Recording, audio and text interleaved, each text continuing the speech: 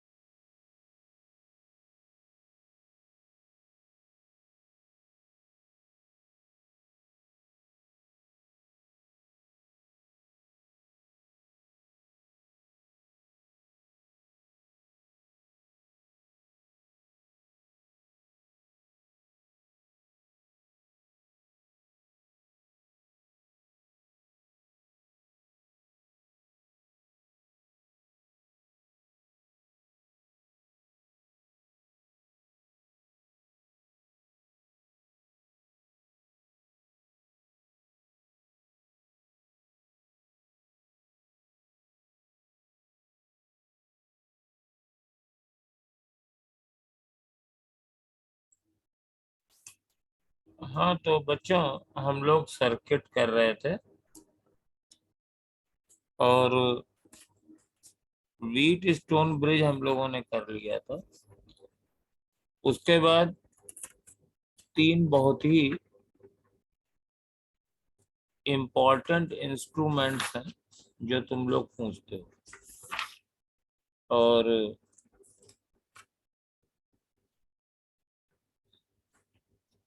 थोड़ा power consumption.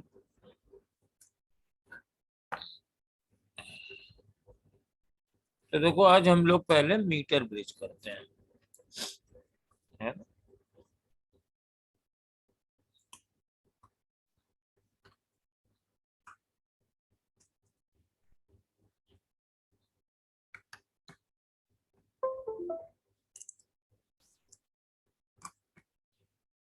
तो देखो, मीटर ब्रिज में क्या है कि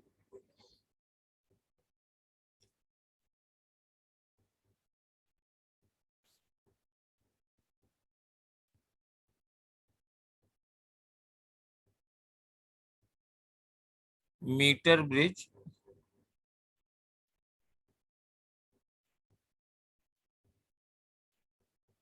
is used to measure resistance। तो इसमें ये 1 मीटर लंबा यूनिफॉर्म वायर होता है और इसीलिए इसका नाम भी मीटर ब्रिज कहते हैं।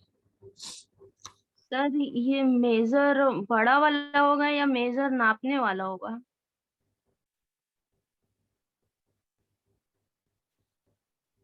अरे बिटिया, क्या नहीं बता, सर, पूछ रहे हैं। नापने वाला ही होगा, ये मेरी गलती है। क्या लिखे, स्पेलिंग बताओ। सर वो हम लिख लेते हैं, MEASURE। हाँ, यही होगा, हमसे ही गड़बड़ हो गई। हाँ। तो ये AB है वायर, ये यूनिफॉर्म होना चाहिए। और फिर इसमें कनेक्शन दे देते हैं। तो कनेक्शन जानते ही हो कैसे देते हैं। एक कंडक्टर होता है ऐसे ऐसे, एल शेप के दो कंडक्टर होते हैं, ये, और एक बीच में रहता है।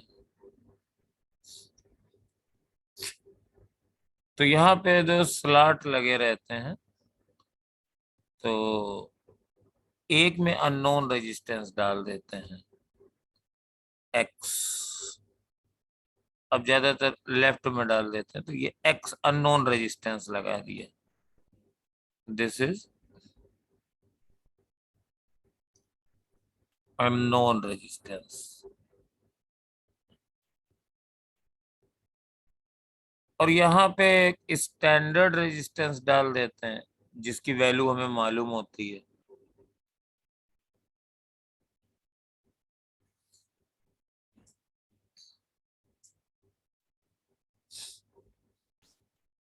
अब यहाँ पर एक कनेक्शन दे देते हैं ऐसे सेल से,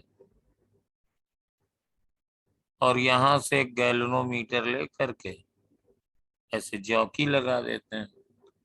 तो मान लो ये पी पॉइंट पे अटैच है, तो इसका इक्विवेलेंट डायग्राम ऐसे बनता है व्हीट स्टोन ब्रिज टाइप का। ए बी, ये तुम्हारा अननोन रेजिस्टेंस हो गया, ये नॉन स्टैंडर्ड रेजिस्टेंस हो गया, और ये मीटर ब्रिज का वायर खुद दो पार्ट में डिवाइड हो गया, सपोज R1 और R2। ये यूनिफॉर्म वायर है, तो R1 और R2 ये प्रोपोर्शनल टू लेंथ के होंगे। तो जैसे अगर इधर की लेंथ x है, इधर की y है, तो R1 upon R2 is equal to x upon y। और बीच में ये गैल्वेनोमीटर है, और इधर एक सेल लगा हुआ है।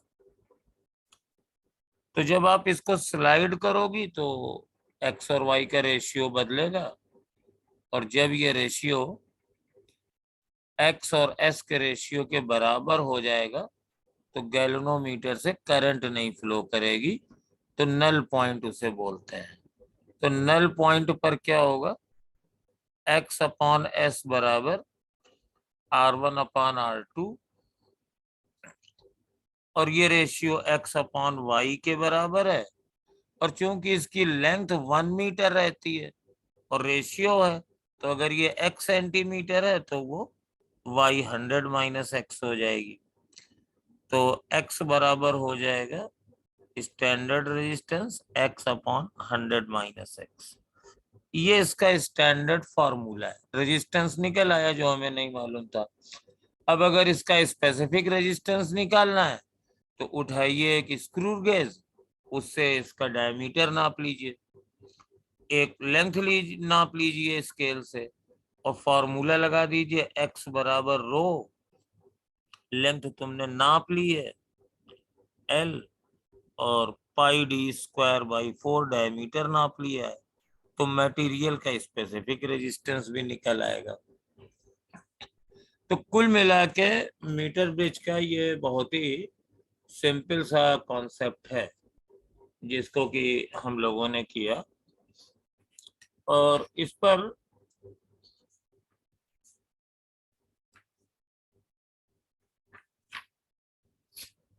आप कई क्वेश्चंस कर सकते हैं। मीटर ब्रिज के क्वेश्चंस जब भी आए हैं काफी सिंपल आए हैं।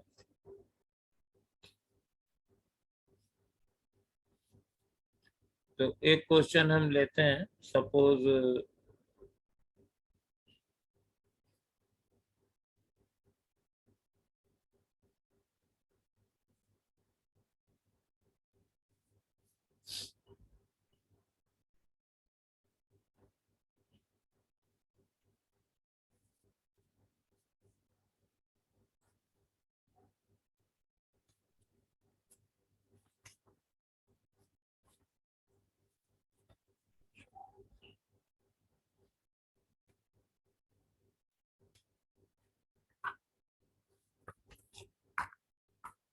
मान लीजिए कि ये मान लीजिए एक मीटर ब्रिज वायर है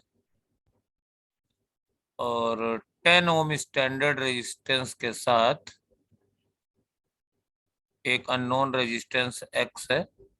शॉर्ट में हम लोग ऐसे ही बना देते हैं। और ये जो नल पॉइंट है ये इधर से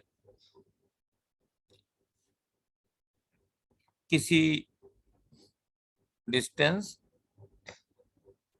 मान लीजिए 30 सेंटीमीटर पे आ रहा है, तो वैल्यू पता करनी है। तो बताओ बच्चों क्या होगा, ये क्या होगा रेजिस्टेंस इसका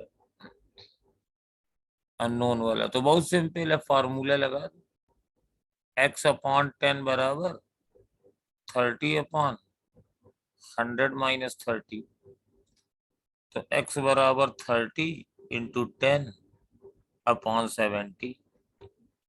तो 30/7 हो जाएगा, यानी रेजिस्टेंस 4.28 समथिंग हो जाएगा। ये पहला क्वेश्चन था। और दूसरा थोड़ा लंबा कर देते हैं। जैसे मान लीजिए ये मीटर ब्रिज बना हुआ है, ये स्टैंडर्ड रेजिस्टेंस एस है और ये मीटर ब्रिज है। अब यहाँ पर मेरे पास दो वायर हैं और इन दोनों को पहले ये गैल्वेनोमीटर कहीं जाके, तो first we use R1 and R2 in series।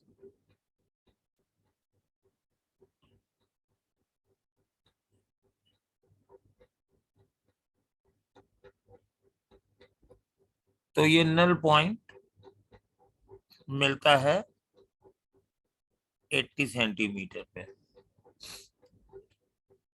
And then R1 and R2 use करते हैं पैरेलल में, तो नल पॉइंट मिलता है 20 सेंटीमीटर पे। तो find R1 and R2, find R1 and R2। ये अननोन वाला बॉक्स है। तो जब सीरीज में जोड़ेंगे तो R1 plus R2 upon S is equal to 80 upon 100 minus 80। और जब पैरेलल में जोड़ेंगे तो R1 R2 upon R1 plus R2 into S is equal to 20 upon 100 minus 20। तो अभी ये क्वेश्चन इनकम्प्लीट है क्योंकि दो इक्वेशन है, 3 अननोन है। तो मैं आपसे कह रहा हूं कि फाइंड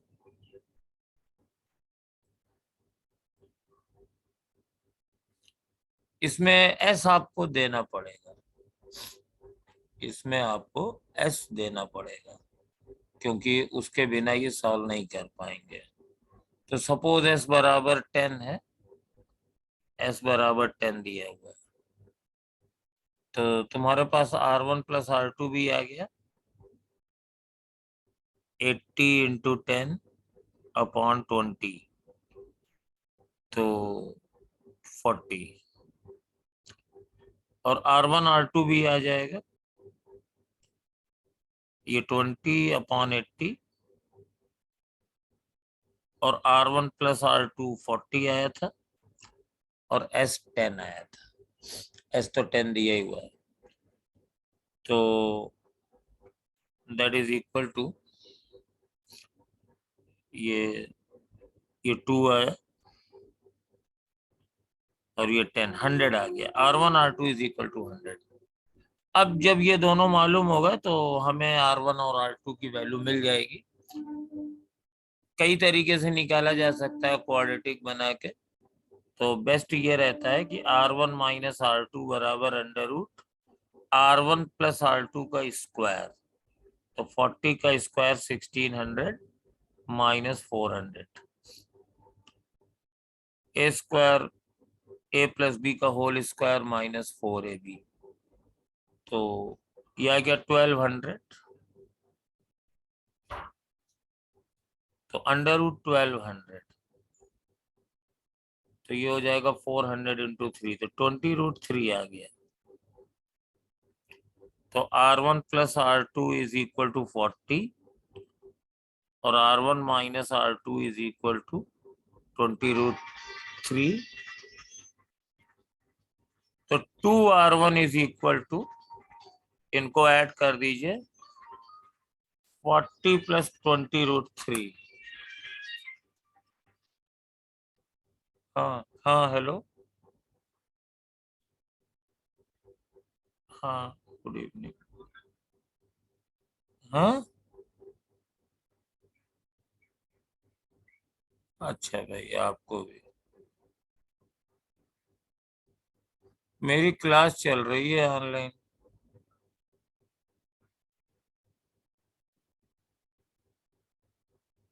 नहीं, क्या लेकर के आए?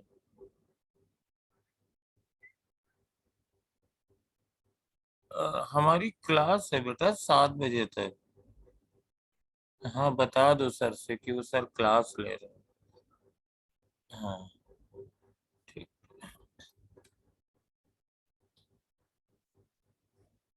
और R2 हो जाएगा 20 माइनस √3।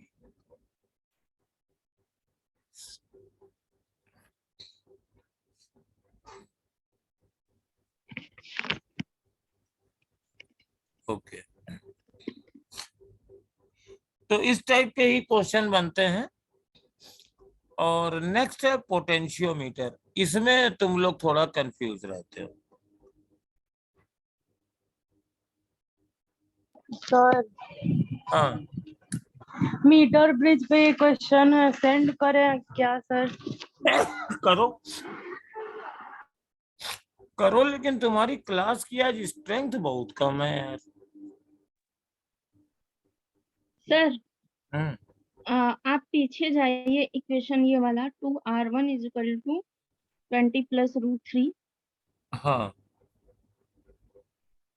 हाँ सर यहाँ पे देखिए, इधर कॉर्नर में जो आपने R1 इज इक्वल टू किया है, हाँ तो सर अगर हम 2 कॉमन लेंगे तो यहाँ पे 20 होगा ना, 20 कॉमन होगा ना, 10√3। हाँ सर, अब सही।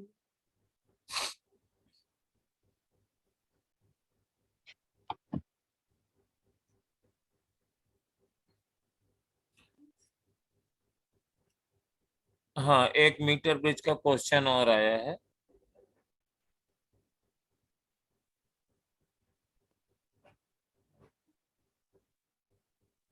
In the meter bridge shown, the resistance X has a negative temperature coefficient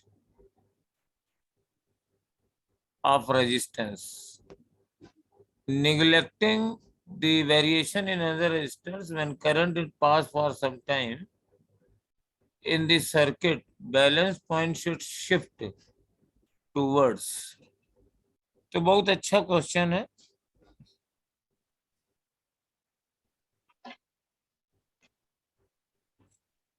और आई थिंक इस क्वेश्चन को मुझे शेयर भी कर देना चाहिए। तो 1 मिनट रुको, मैं शेयर कर दे रहा हूँ सबके लिए। और भी बेटा अगर किसी को डाउट्स हैं मीटर ब्रिज पोटेंशियोमीटर में, तो तुम लोग हमें फोटो भेजते रहो, हम सबको शेयर करते रहेंगे। मोस्टली बेटा क्वेश्चंस ही हैं, क्योंकि किरचॉफ लॉ ये सब तुम लोगों को मालूम है। Yes sir.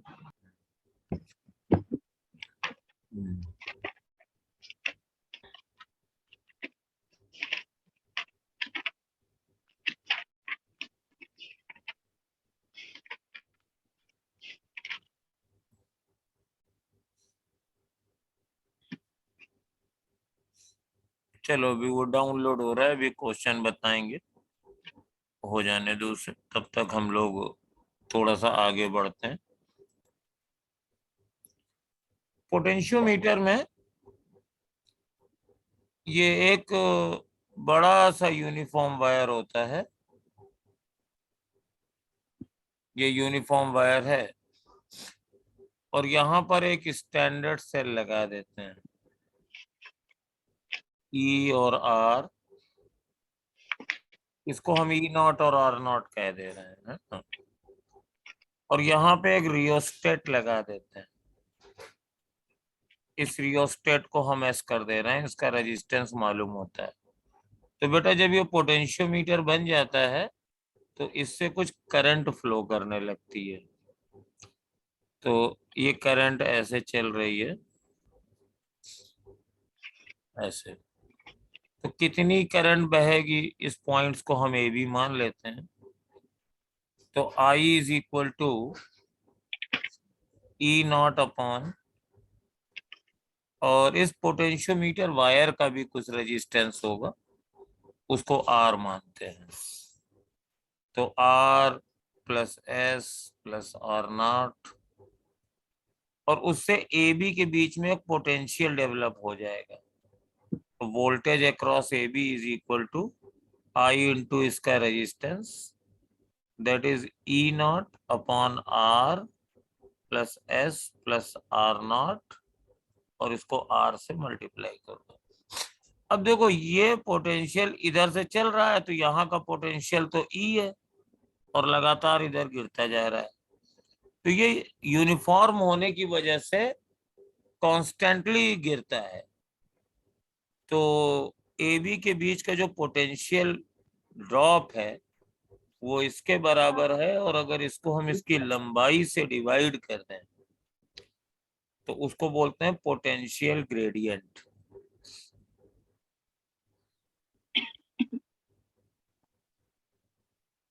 और ये हो जाएगा voltage A B upon wire की लेंथ, और ये निकल आएगा, ये दिया हुआ है तुम्हें। तो E not R upon R plus S plus R not, और बस इसी को आप पकड़ करके बैठ जाइए। यही सबसे काम की चीज है। जब पोटेंशियल ग्रेडियंट मिल गया तो अगर इनके बीच में दो पॉइंट्स हैं, जैसे ये पी और क्यू, और इनके बीच की लंबाई एल है, तो वीपी माइनस वी क्यू हम निकाल सकते हैं इन दोनों पॉइंट्स के बीच का पोटेंशियल डिफरेंस के इंटू एल से। यही पोटेंशियोमीटर का एक सबसे बड़ा की पॉइंट है। अब जैसे मान लो इसका एक एग्जाम्पल लेते हैं, ये मेरे पास 10 वोल्ट का सेल है, इंटरनल रेजिस्टेंस 1 ओम है, ये रियोस्टेट 9 ओम का है, ये पोटेंशियोमीटर वायर 10 मीटर लंबा है,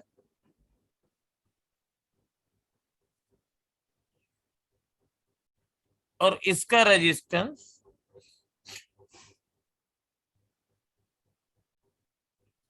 100 ओम है।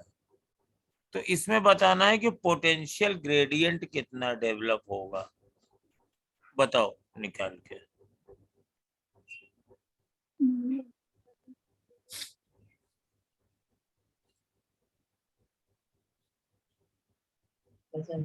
पानी। हम्म,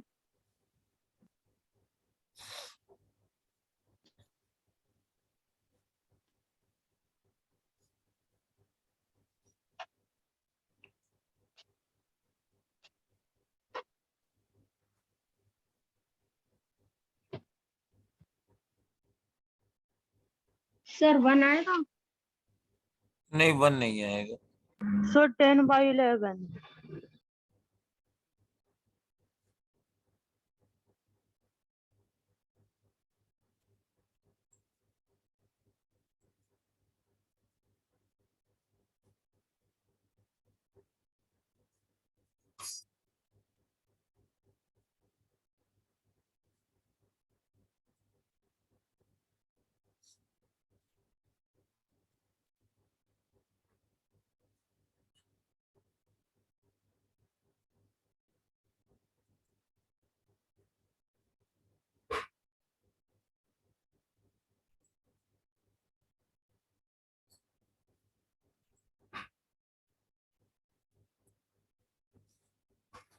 देखो पहले करंट निकालो,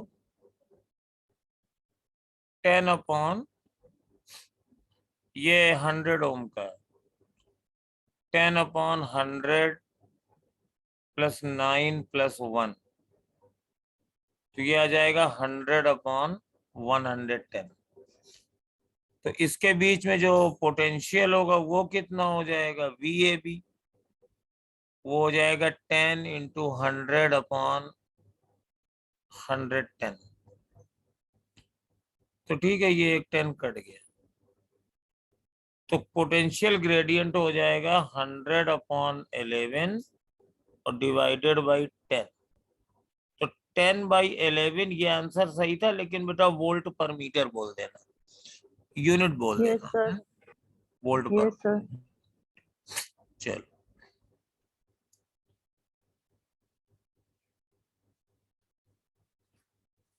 अब एक ये क्वेश्चन बड़ा फेमस है। कहते हैं कि एक 3 वोल्ट की बैटरी है और इसको 6 मीटर लंबे पोटेंशियोमीटर वायर से जोड़ दिया गया है। तो पोटेंशियल ग्रेडियंट बताइए। इसमें ना तो सेल का इंटरनल रेजिस्टेंस दिया गया है, ना स्टैंडर्ड सेल दिया गया है, और ना ही पोटेंशियोमीटर वायर का रेजिस्टेंस दिया हुआ है। और बस यही इसकी एक खासियत है।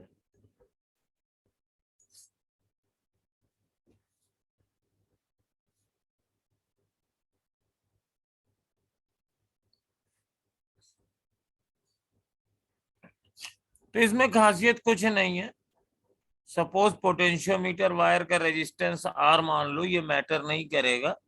इंटरनल रेजिस्टेंस है नहीं, स्टैंडर्ड सेल है नहीं, तो I बराबर हो जाएगा 3/R, खाली इसी का रेजिस्टेंस बचा। वोल्टेज बराबर हो जाएगा 3/R, current into resistance R, R से R कट गया। तो वैसे ही समझ सकते थे कि पूरा पूरा ये 3 वोल्ट इसी पर आ जाना है। तो ग्रेडियंट कितना हो जाएगा, 3/6, तो 0.5 वोल्ट पर मीटर। तो ये पोटेंशियोमीटर वायर हमने इसको समझ लिया, ग्रेडियंट निकालना। अब हमें मान लो कि दो ही काम करते हैं पोटेंशियोमीटर वायर से। किसी सेल का ईएमएफ निकालना है।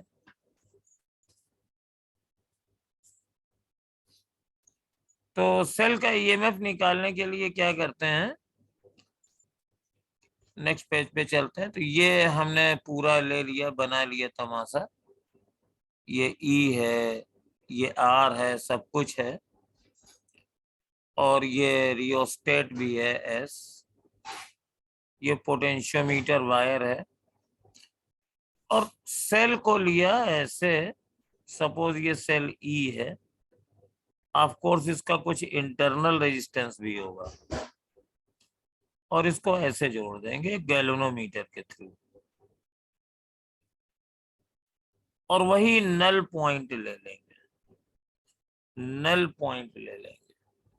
नल पॉइंट का मतलब हमेशा ये होता है कि गैल्वेनोमीटर के थ्रू करंट 0।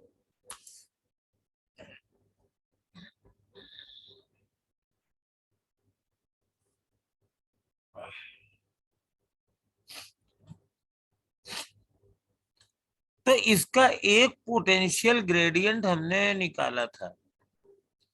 वो कितना आया था आपको याद होना चाहिए। ये वायर मेरा ए बी था और ये पॉइंट पी है।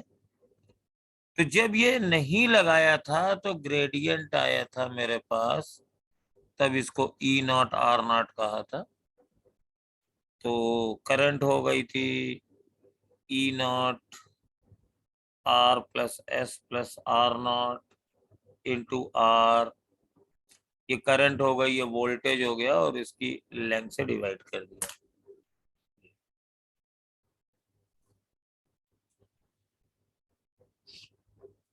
और अब देखना यहाँ पे कि जैसे यहाँ से ये करंट चल रही है, तो पहले तो ये पोर्शन नहीं था, करंट जितनी जा रही थी अब तो चेंज होने। लेकिन अगर यहाँ पे मैंने ऐसा पॉइंट ले लिया जिसपे गैल्वेनोमीटर की रीडिंग 0 है, यानी इसमें करंट 0 जा रही है इस ब्रांच से, तो जो कुछ भी करंट जाएगी वो ऐसे जाएगी, क्योंकि इस पॉइंट को मैंने ऐसे एडजस्ट किया, इससे तो करंट जा नहीं रही है। तो मतलब पोटेंशियोमीटर वायर से वही करंट जाएगी जो पहले जा रही थी जब हमने इसको नहीं जोड़ा था, ग्रेडियंट भी वही रहेगा, और बस मेरा काम हो गया। अगर इससे करंट नहीं जा रही है, नल पॉइंट ले लिया है, तो इस लंबाई को नाप ले लीजिए, ये एल हो गया। और इसमें अगर देखो, इसमें से करंट तो है नहीं, तो इसमें कुछ ड्रॉप नहीं है, तो अगर इसमें किरचॉफ्स लॉ लगाओ या सिंपल देखो कि जो पोटेंशियल जो ईएमएफ सेल का होगा वही ए और पी के बीच का पोटेंशियल ड्रॉप होगा। तो EMF is equal to V A P, और वो हम पहले वाले ग्रेडियंट इनटू एल से कैलकुलेट कर सकते हैं। तो ये हमारे पास मेन फंडा है। अगर ये नल पॉइंट नहीं होगा ना, तब ना तो इनसे वो करंट बहेगी और ना ही वो ग्रेडियंट होगा, इसीलिए नल पॉइंट हमेशा लाया जाता है। Null point is very important in case of potentiometer. अब पोटेंशियोमीटर से हम लोग जनरली 2-3 काम करते हैं, वो तीनों हम बता रहे हैं आपको। पहला तो ईएमएफ ऑफ ए सेल निकालते हैं, और दूसरा काम करते हैं हम लोग किसी सेल का इंटरनल रेजिस्टेंस निकालना। रेशियो निकालना यही है, एक बार पहले सेल को जोड़ दीजिए L1 पे आएगा, एक बार दूसरे सेल को जोड़ दीजिए। तो टू फाइंड द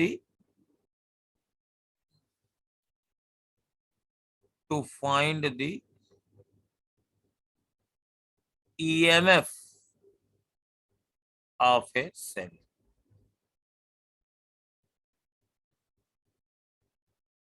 तो ईएमएफ के लिए सर्किट ऐसे बनाते हैं। ई नॉट, ये तो पोटेंशियोमीटर की तैयारी होती है, इतना तो करना ही पड़ेगा।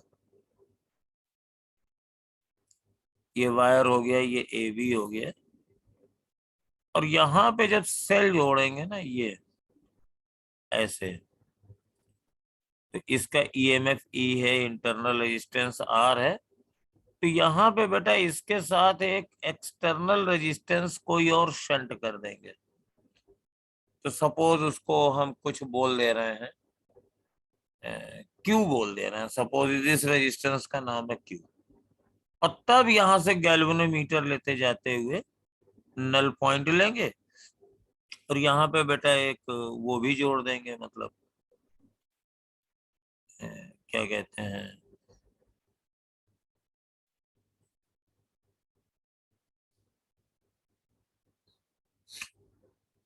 एक की जोड़ देंगे। की इज वेरी इंपॉर्टेंट। अब यहाँ पे 2 रीडिंग लेंगे, टेक 2 रीडिंग, टेक 2 रीडिंग्स। 1, ये स्विच है, की इज ओपन। अगर की ओपन है तो मान लीजिए ये मेरे पास नल पॉइंट L1 पे आ रहा है, नल पॉइंट L1 पर आ रहा है, तो E बराबर हो जाएगा KL1। ये कोई ग्रेट नहीं है, वही पुराना वाला काम है। ये की खुला है मतलब ये सर्किट में है ही नहीं, तो इधर से करंट जा नहीं रही है, और ये आ गया। दूसरा लेंगे की इज क्लोज्ड, तो की अगर क्लोज्ड होगी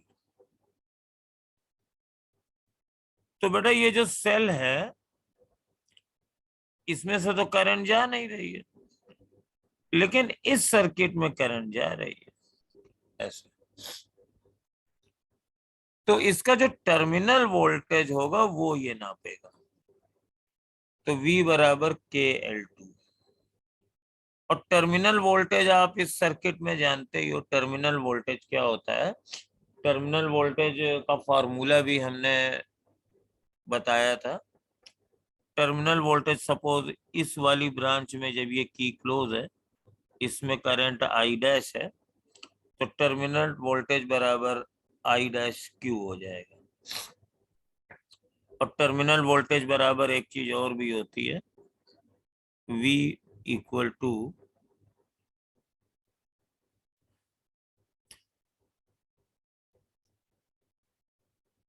ये पुराने फॉर्मूले लगा रहे हैं, और E बराबर I prime Q plus R. ये दोनों मैंने पिछले टर्म्स पर बताए थे। और इन दोनों को जब डिवाइड कर देंगे तो एक इंपॉर्टेंट रिजल्ट भी बताया था, R बराबर E upon V minus 1 into Q. यही फॉर्मूला इसमें यूज होता है। तो अगर हमें इंटरनल रेजिस्टेंस पता करना है तो R बराबर, मैंने एक बार की को ओपन करके L1 पता करके E और फिर V निकाल लिया। तो R बराबर ये जितना रेजिस्टेंस शंट किया गया है Q टाइम्स, और E अपॉन V की जगह हम लिख सकते हैं L1 अपॉन L2 और -1। तो इस तरीके से पोटेंशियोमीटर का इंटरनल रेजिस्टेंस भी निकाल सकते हैं। अब देखो एक क्वेश्चन करते हैं इसका। तो ये पोटेंशियोमीटर सेटअप में when a cell is shunted by 10 ohm, और दो रीडिंग्स हैं, जब की इज ओपन है तो ये नल पॉइंट 50 सेंटीमीटर पे आया है, और जब की क्लोज है तो ये नल पॉइंट 30 सेंटीमीटर पे आया है। तो सेल का इंटरनल रेजिस्टेंस निकालना है। तो कोई निकाल सकता है तो बताए।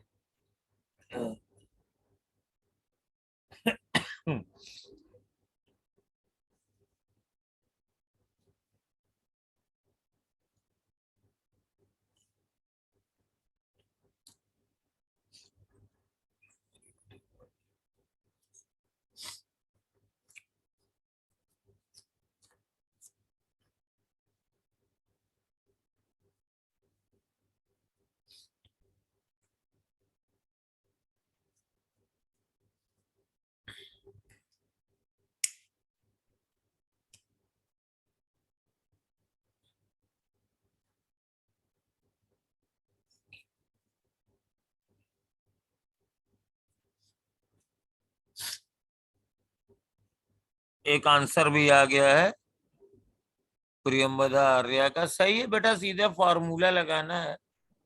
ये हो जाएगा 10 और 50/30 -1। That's all. 10 5/3 -1, ये 2/3 हो गया। तो आंसर तुम्हारा 20/3 आ गया। सर 20/3 आ रहा है। बिल्कुल सही आंसर है।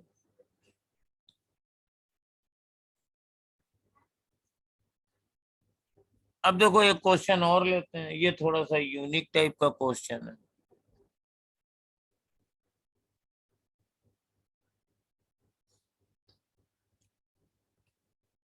When shell is shunted by 10 ohm, और when cell is shunted by 5 ohm, तो नल पॉइंट मुझे मिले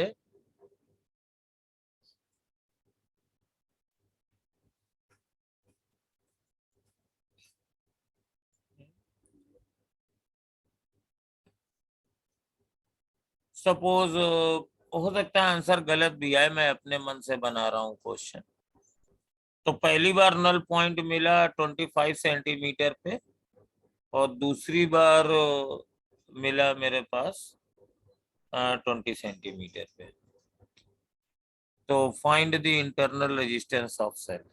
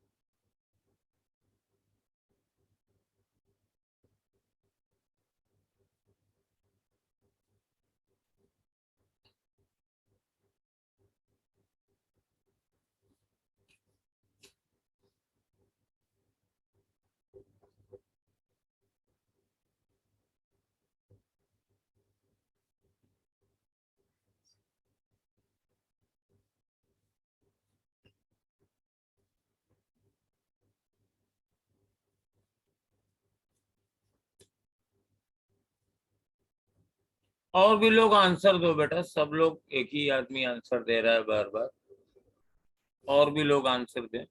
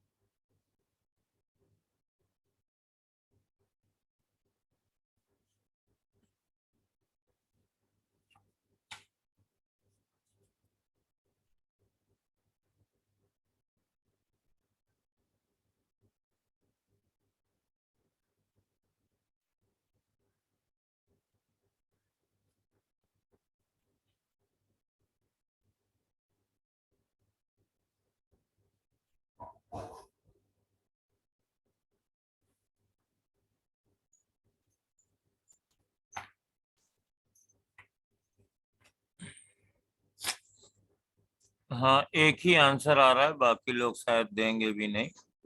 रूही का आंसर आया है।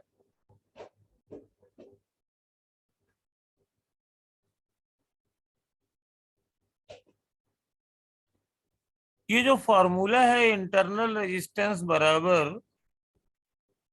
L1/L2 - 1,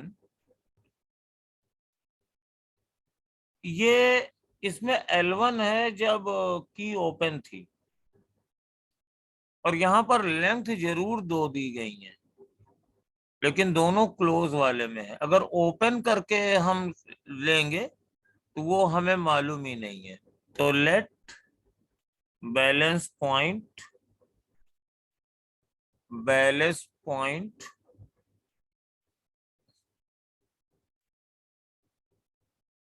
is at L when key is open। तो पहले केस में R बराबर हो जाएगा L, जो हमको नहीं मालूम है, अपॉन 25 - 1 × 10। और दूसरे केस में हो जाएगा L/20 - 1 × 5।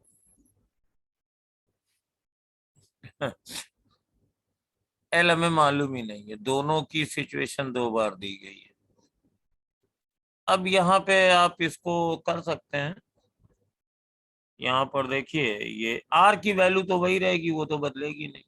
मैंने क्यू बदला है तो क्लोज करने पर बैलेंस लेंथ बदल गई है।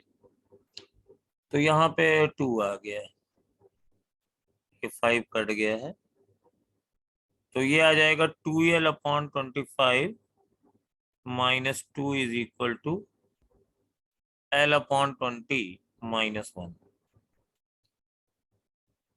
तो 2L/25 -L/20 is equal to 1 आ गया है। और इसको थोड़ा सिंप्लीफाई कर लेते हैं, एलसीएम ले लीजिए। तो एलसीएम आ जाएगा 25 इंटू 20, तो 2 into 20 into 2L -25L is equal to 1। तो 40 -25,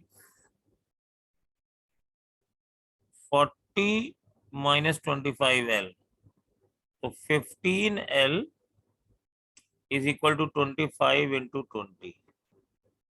तो L की वैल्यू पता चल गई, तो 500/15। और बेटा जब L की वैल्यू पता चल गई तो इसमें से कोई भी दे लीजिए, दोनों इंटरनल रेजिस्टेंस है। तो R I is equal to 500/15 into 25 -1 into 10। तो ये आ गया हमारे पास 20। तो 4/3 -1 इंटू 10, तो 10/3। यस, 10/3 ओम इंटरनल रेजिस्टेंस आ गया। तो ये वन टाइप के क्वेश्चन थे। अब जो तुम लोगों ने शेयर किया था वो क्वेश्चन आ गया है मीटर ब्रिज का। That is a good question, but metre bridge का नहीं है वो।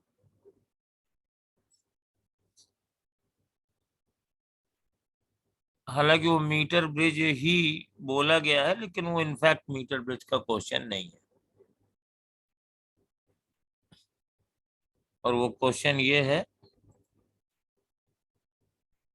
ये क्वेश्चन है, देखो।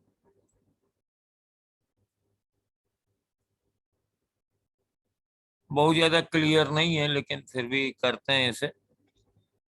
इन the metre bridge shown the resistance X has a negative temperature coefficient of resistance।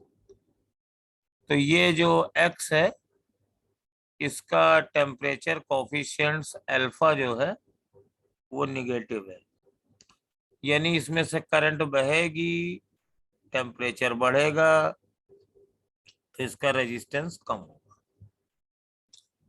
इस लाइन से मतलब ये निकला। Neglecting the variation in other resistance, और रेजिस्टेंस के साथ ऐसा नहीं होगा, ठीक है। तो when current is pass for some time the balance point should. तो अब इसमें क्या होगा कि सपोज ये डिस्टेंस मेरे पास, ये x है, ये y है, तो R/x, नहीं लेंथ कुछ और मान लें, चलो लेंथ कुछ, अरे यार, चलो लेंथ कुछ और मान लेते हैं, L1 L2 मान लेते हैं। तो R/L1 ये आता है ना, ये व्हीट स्टोन ब्रिज बन जाता है बैलेंस में। तो R/x is equal to R/x is equal to L1/L2। तो L2 क्या है? L2 इज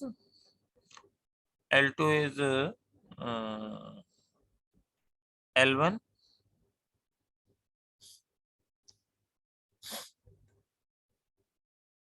तो देखो यहाँ पे ये जब करंट पास कर दोगे तो ये एक्स घटने लगेगा।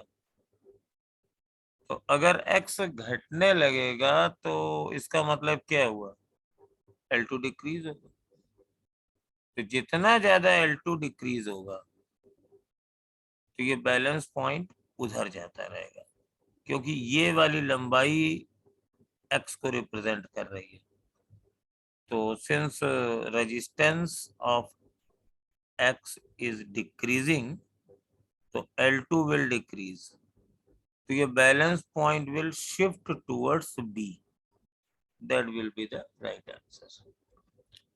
ये बहुत ही सिंपल फैक्ट पर क्वेश्चन था, और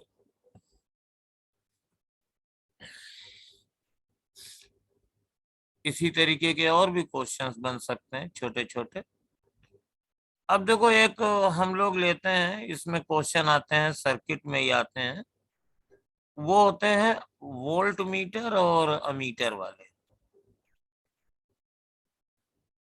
तो सबसे पहले हम बता दें कि आइडियल अमीटर और आइडियल वोल्ट मीटर ये हम लोग यूज करते हैं, और अमीटर को A से डिनोट करते हैं, वोल्ट मीटर को V से डिनोट करते हैं। और अमीटर का रेजिस्टेंस 0 होना चाहिए, वोल्ट मीटर का रेजिस्टेंस इनफाइनाइट होना चाहिए। अमीटर हमेशा सीरीज में लगाया जाता है और वोल्ट मीटर हमेशा पैरेलल में लगाया जाता है। तो लेट्स टेक ए क्वेश्चन, और ये क्वेश्चन है कि सपोज ये मान लीजिए 2 वोल्ट की बैटरी है और एक रेजिस्टेंस यहाँ 20 ओम का है और एक रेजिस्टेंस यहाँ 80 ओम का है, और हमें यहाँ से करंट निकालनी है। तो मीटर लगा दिया और यहाँ से रीडिंग लेनी है 80 ओम के अक्रॉस वोल्टेज की, तो एक वोल्ट मीटर लगा दिया। और अगर ना कहा जाए तो आप अमीटर और वोल्ट मीटर को आइडियल मानेंगे। तो आइडियल मानते हुए हमें रीडिंग निकालनी है। तो देखो अगर ये आइडियल हैं तो कोई इफेक्ट नहीं पड़ेगा, आप सर्किट को सॉल्व कर दो, इनको इग्नोर कर दो। मतलब मान लो ऐसे सर्किट है, ये ऐसा सर्किट है, अब अमीटर और वोल्ट मीटर को मानो ही नहीं। जो यहाँ वाली रीडिंग होगी करंट की वो अमीटर की रीडिंग हो जाएगी, और ये वोल्ट मीटर 80 ओम के अक्रॉस जुड़ा हुआ है, तो जो वोल्टेज 80 ओम के अक्रॉस होगा वो इसकी रीडिंग हो जाएगी। तो अमीटर रीडिंग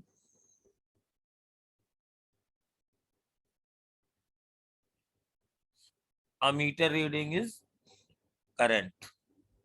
तो 2 वोल्ट और 20 और 80 ये 100 ओम हो गया, तो that is 0.02 ampere. Volt meter reading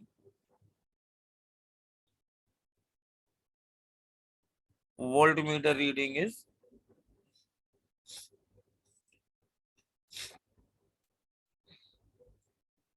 80 into 2/100, ये 0 0 कट गया, 1.6 वोल्ट।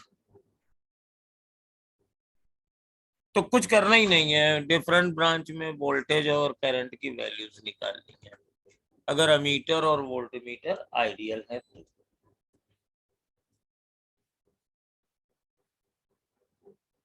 अब आगे बढ़ते हैं, यही क्वेश्चन फिर लेते हैं। और ये 2 वोल्ट का ही सेल है, ये वही 20 ओम है और ये वही 80 ओम है, और ये एमीटर लगा दिया, ये वोल्ट मीटर लगा दिया। लेकिन इस बार अमीटर का रेजिस्टेंस दिया हुआ है सपोज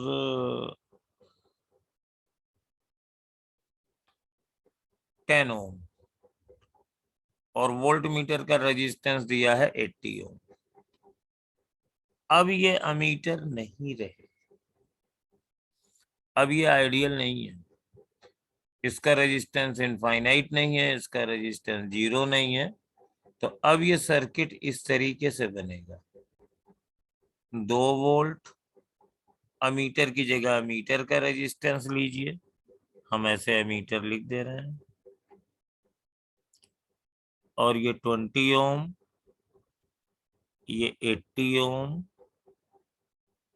और यहाँ पे वोल्ट मीटर भी है लेकिन ये भी 80 ओम का है। अब इसका इक्विवेलेंट हो जाएगा 2, 10 और ये 20 और ये 40, ये रहा। ये पॉइंट है P और Q, सपोज कर लो, तो ये पॉइंट P और Q है, इनका इक्विवेलेंट 40 हो गया। तो अब करंट यहां से कितनी बहेगी, I बराबर हो जाएगा 2/70 एम्पियर।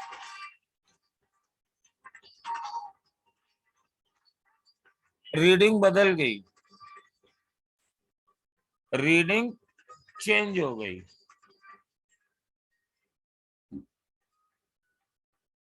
2/70 जो पहले आ रही थी वो नहीं आई, 0.2/100 नहीं आया, 2/70 बढ़ गई रीडिंग, मीटर की रीडिंग बढ़ गई है, निकाल के भी देख सकते हो, ये रीडिंग बढ़ गई है।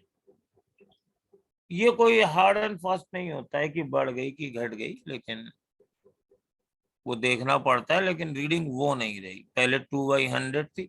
अच्छा, ये रीडिंग इसलिए बढ़ गई है ना क्योंकि वोल्ट मीटर की वजह से ये 80 ओम के बदले में 40 ओम हो गया है। तो 2/70 जितना भी हो निकाल लेना, वो निकाल दें क्या? No sir.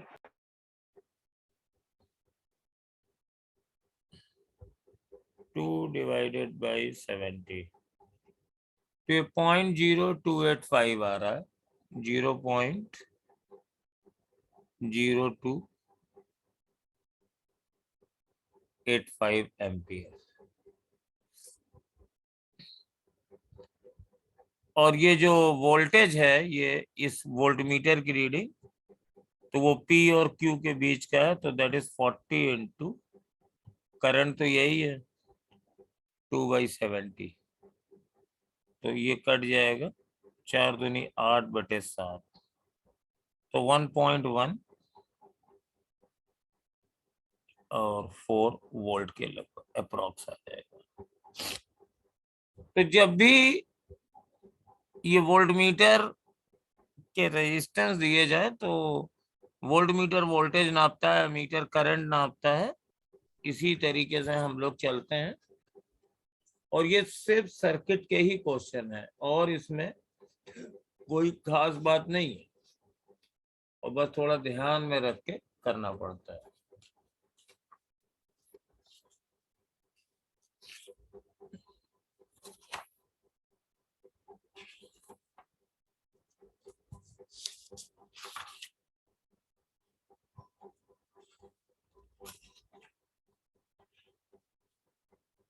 अब देखो, हम लोग कुछ क्वेश्चंस और करते हैं आज।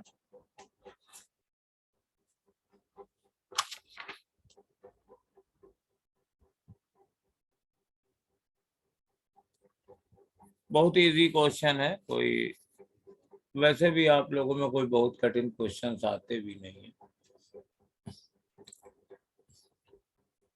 ये 6 ओम है और ये 12 ओम है,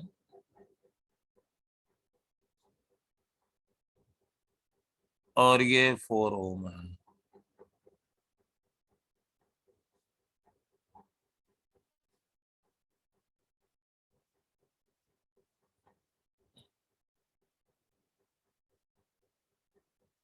और फिर ये 3 ओम एंड 5 ओम है।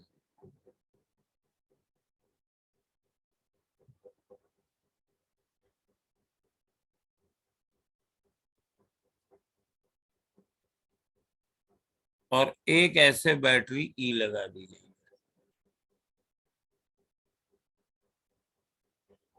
कह रहे हैं कि potential drop across 5 ohm resistance is 10 volt. Potential drop across 5 ohm resistance is 10 volt. So find EMF of the battery.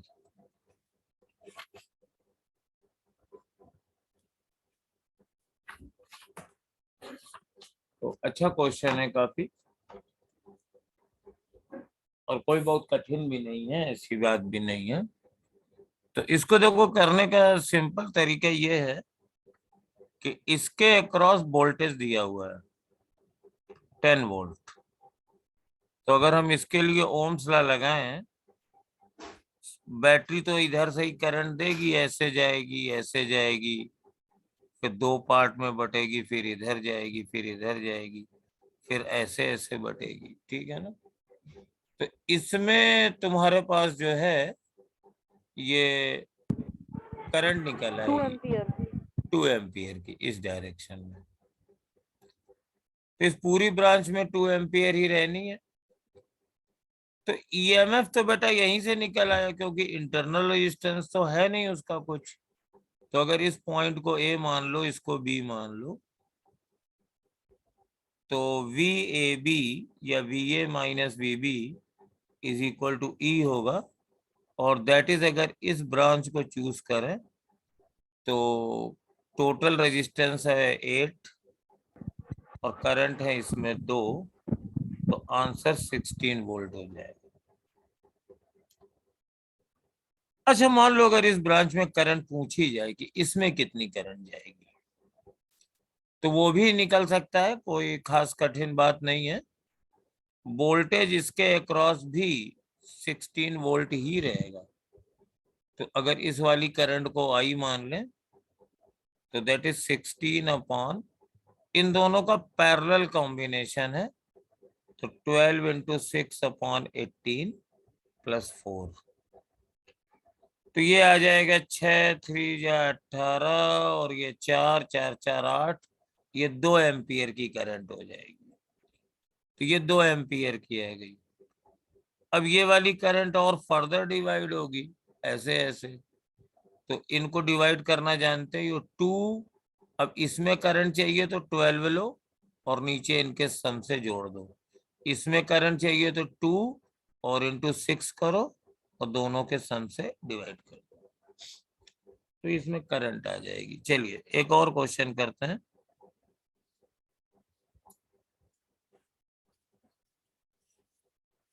थोड़ी सी आपको प्रैक्टिस करा दें जो टाइम बचा हुआ है।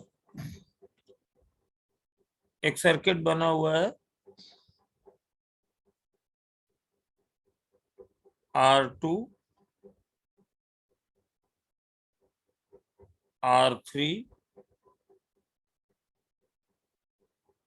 R1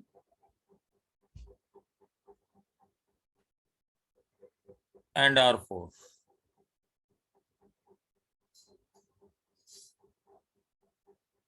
और एक सेल इधर जुड़ा हुआ है लाइक दिस E1, और एक सेल इधर जुड़ा हुआ है ऐसे E2। यस, इसमें करंट I1 है और इसमें करंट I2 है। तो in the circuit shown, question दिया हुआ है, in the circuit shown I1 upon I2 is,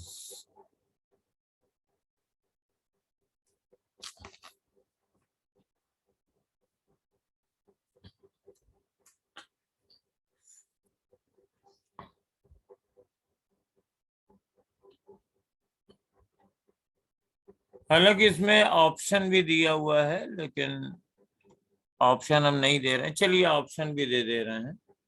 पहला ऑप्शन है 1, दूसरा ऑप्शन है R1 plus R3 upon R2 plus R4, और तीसरा ऑप्शन दिया हुआ है E1 R1 plus E1 R2, और इसमें है E1 R2 minus E2 R1। मुझे कुछ मिस प्रिंटिंग भी लग रही है इस बुक में, बहरहाल हम लोग अपना आंसर निकालेंगे, देखेंगे क्या।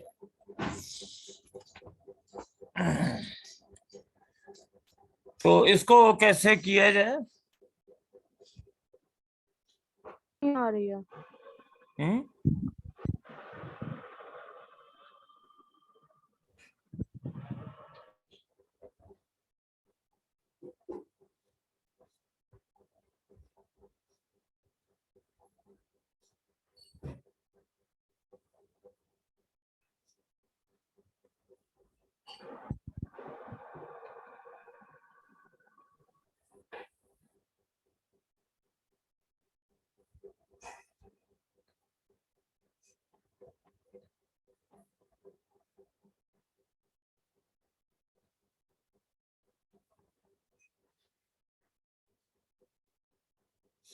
देखो, नाम देखो, ये A है, ये B है,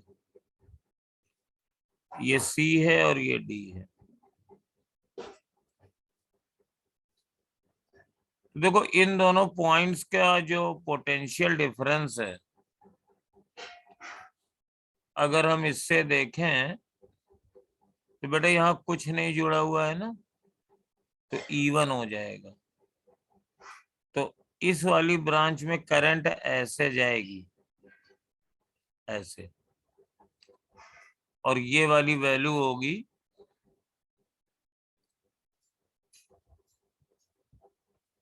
E1 अपॉन R1।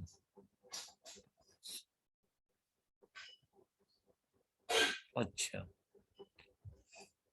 और यहाँ का पोटेंशियल E2 है और यहाँ का इससे कम है, तो इसमें करंट ऐसे जाएगी, ये वाली करंट आ जाएगी E2 अपॉन R3। अच्छा, और ये करंट मेरे पास I1 है,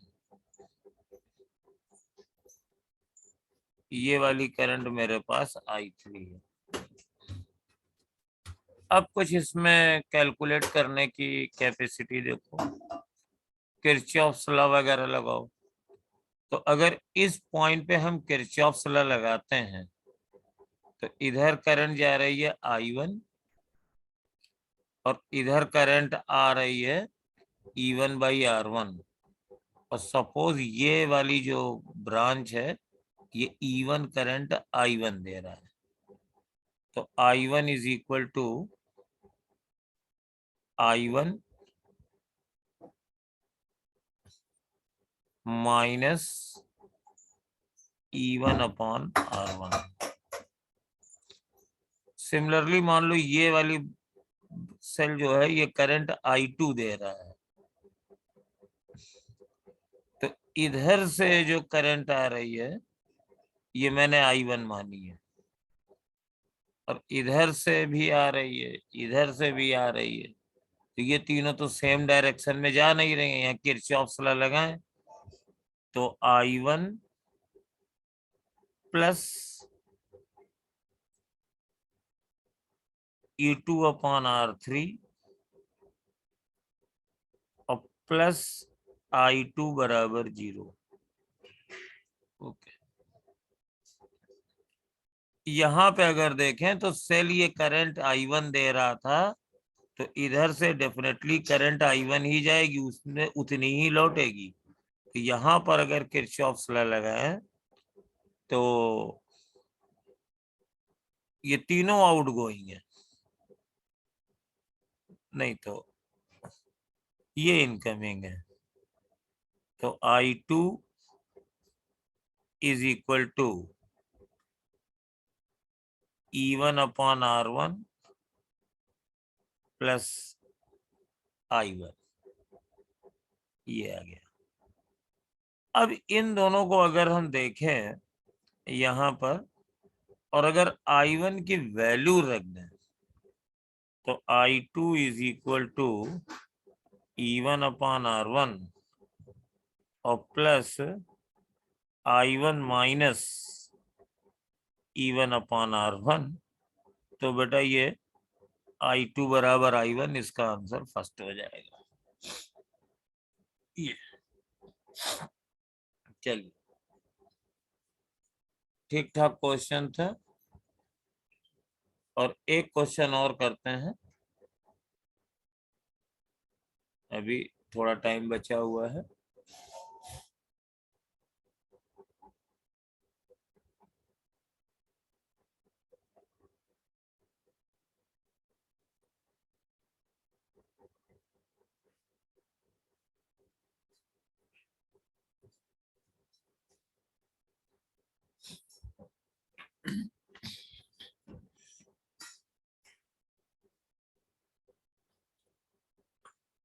एक सर्किट और बना हुआ है।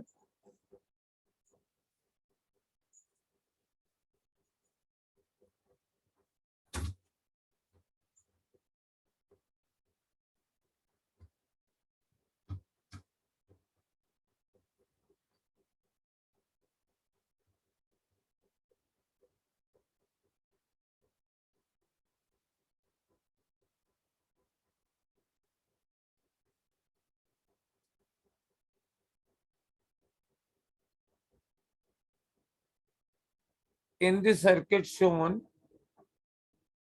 the current through 5 ohm resistance is 0, यानी इस ब्रांच में I बराबर 0 है।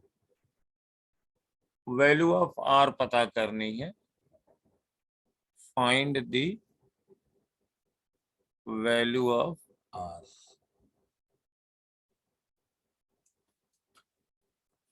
आंसर भी दे देते हैं, 2, 7, 10/7 और 10, 1, 2, 3, 4।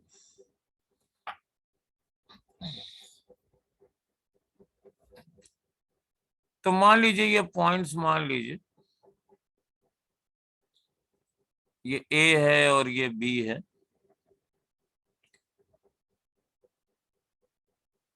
इसको भी मान लीजिए P और Q।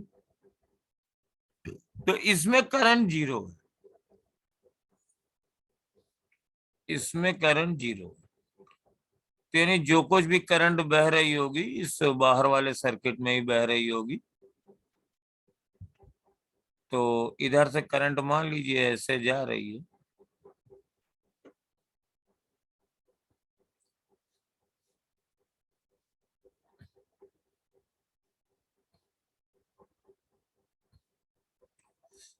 तो आई हम लिखने की कोशिश करते हैं।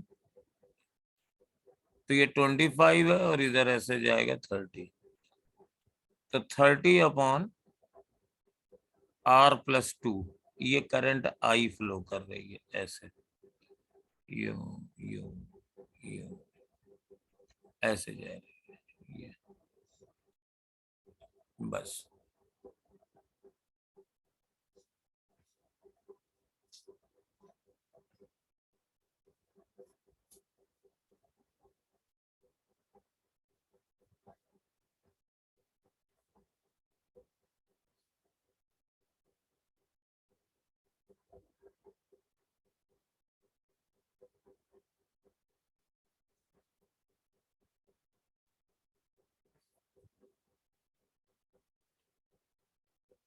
अब अगर इसमें करंट 0 है तो मतलब इन दोनों का पोटेंशियल डिफरेंस 0 है। तो किसी में भी किरचॉफ्स लॉ लगा दें, इसी में लगा दीजिए। तो इसमें जो जा रही है करंट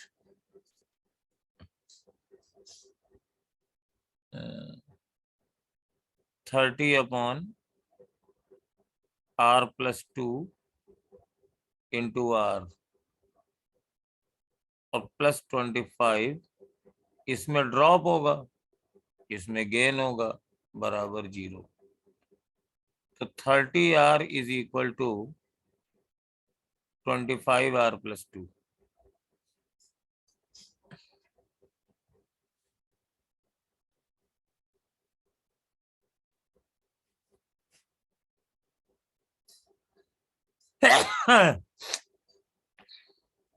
तो 5R इज इक्वल टू 50, तो R is equal to 10। Simple सा कंसेप्ट था इसमें।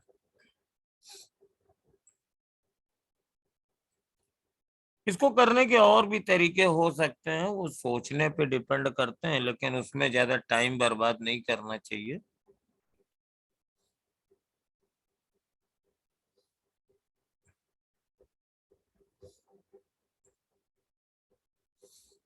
चलिए फिर आज की क्लास बंद करते हैं। Thank you for attending the classes. Thank you sir.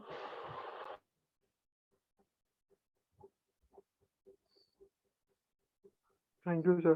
Thank you. Thank you, sir.